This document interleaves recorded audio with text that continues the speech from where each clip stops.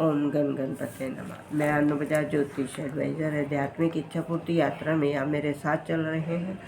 शिव महापुराण की कथा में 34वां अध्याय विभाग सुन रहे हैं। हे नारद, देवताओं की प्रार्थना सुनकर मैंने उन्हें उत्तर दिया, हे देवताओं, तारक ने शिवजी से ऐसा वरदान प्राप्त किया कि उसे शिवजी के अतिरिक्त कोई नहीं मार सकता। यदि शिवजी के वीर्य से कोई पुत्र उत्पन्न हो तो वह तारक को मारने में समर्थ हो सकता है, क्योंकि पुत्र में पिता का तेज होता है। उसे पिता का स्वरूप कहा जाता है। परंतु यह बात बहुत कठिन दिखाई देती है। उस समय शिवजी हिमाचल पर्वत पर तपस्या कर रहे हैं। तब गिरजा अपनी सखियों सहित उनकी सेवा में संलग्न है। यदि किसी प्रकार के वे दोनों परस्पर मिल जाए तो तुम्हारा कार्य पूर्ण हो सकता है। गिरजा के बिना किसी और से तुम्हारा कार्य नहीं चलेगा। मैं तुम्हें एक उपाय बताता हूँ, तुम उसके अनुसार कार्य करो। वह उपाय यह है कि तुम कामदेव को शिवजी के पास भेजो। वह शिवजी के मन में गिरजा के प्रति स्नेह उत्पन्न करे।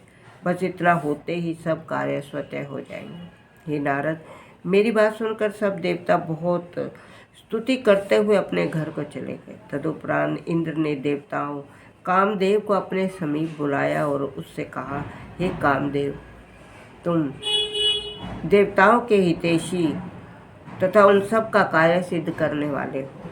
अस्तु, ब्रह्मा जी ने उपाय बताया, उसके अनुसार कार्य सिद्ध करने के हेतु शीघ्र तैयार हो जाओ। हे मित्र, वीरों की परीक्षा युद्ध के समय दी जाती है। उदार लोगों को समय के अनुसार पहचाना जाता है। इस प्रकार विपत्ति पड़ने पर मित्र तथा स्त्री की परीक्षा का अवसर होता है। इस अवसर पर मैं तुम्हारी मित्रता की परीक्षा लेना चाहता हूँ। इस कार्य में केवल मेरा ही स्वार्थ नहीं, अपितु अन्य सब लोगों का भी हित निहित है। हे नारद, इंद्र की बात सुनकर कामदेव ने उत्तर दिया कि हे देवराज, मैं आपकी प्रत्येक आज्ञा का पालन करने में उपस्थित हूँ। यदि कोई व्यक्ति आपका पद प्राप्त करने के लिए तपस्या कर रहा हो, मैं उसके तप को इसी समय भ्रष्ट कर दूंगा। देवता, दैत्य, ऋषि आदि सभी लोग मेरे वश में रहते हैं। मनुष्य तो सेवकों की भांति मेरी पूजा करते हैं। आप अपने हृदय में अब किसी प्रकार की चिंता न करें।